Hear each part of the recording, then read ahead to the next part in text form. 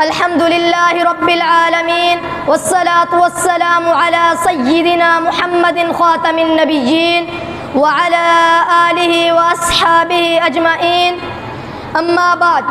محترم اساتذہ اکرام اور میرے ہم مکتب ساتھیوں، السلام علیکم ورحمۃ اللہ وبرکاتہ۔ وعلیکم السلام۔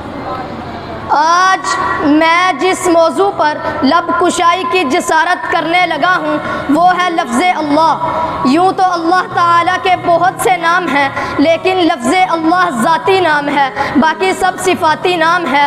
یہ نام اس وقت بھی تھا جب کائنات میں کچھ نہ تھا، اور اس وقت بھی ہوگا جب کائنات میں کچھ بھی باقی نہ رہے گا۔